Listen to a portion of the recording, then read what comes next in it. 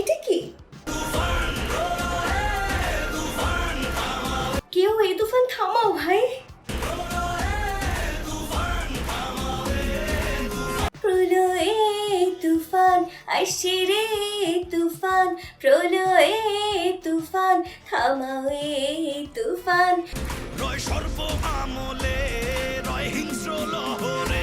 শাকিব খান তো আসলে সব তছনছ করে দিচ্ছে।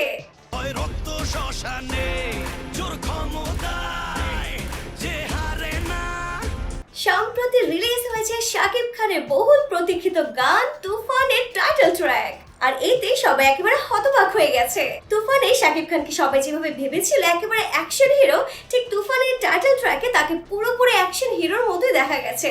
তাকে পুরো টাইটেল ট্র্যাকে কোনোভাবেই হাসতে দেখা যায়নি, তিনি পুরো অ্যাকশন মোডে ছিলেন। তার স্লো মোশনের হাঁটা, তার তুফান গান সবকিছু মিলিয়ে একেবারে দুর্দান্ত ছিল।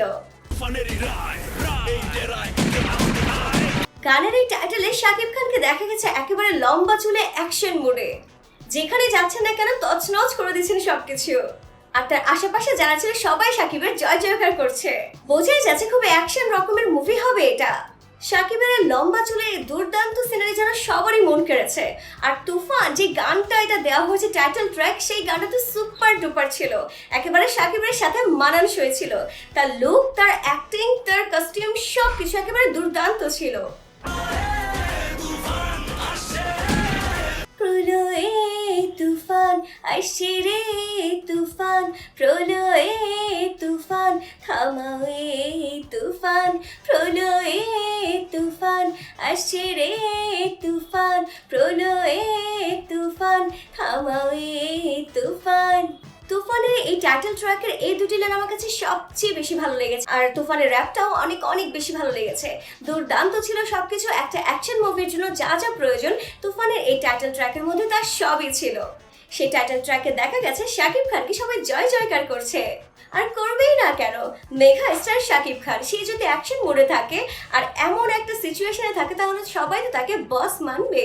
এই টাইটেল ট্র্যাকটাতে শাকিবকে লেগেছে দুর্দান্ত। লম্বা চুলে, তার নেভি ব্লু কালারে একটা স্যুট পরা, এবং তার হাতে অনেক কিছু ছিল, আর যেখানে যাচ্ছে সেখানে সে ভাঙচুর করছে, বকাবকি করছে, সব কিছু করছে। দেখতে একদম সুপার হিরোই লেগেছে। সম্প্রতি রিলিজ হয়েছে তুফান মুভির দুইটি গান। একটা হচ্ছে আইটেম সং লাগে উড়াধুরা, যেটা রীতিমতো ভাইরাল হয়ে গেছে, কোটি ভিউজ পার করে ফেলেছে, আর অন্যদিকে বের হয়েছে টাইটেল ট্র্যাক।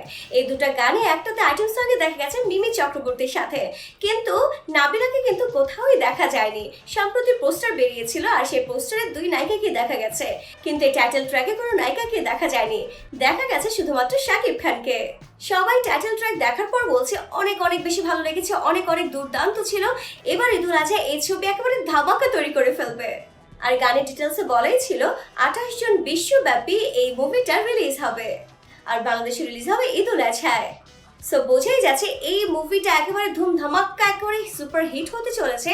প্লাস আশেপাশে যত মুভি আমি দেখছি, কোনো মুভিতে আমার মনে হয় না মানুষের এতটা বেশি অ্যাট্রাকশন আছে যতটা না শাকিবের এই তুফান মুভির জন্য আছে।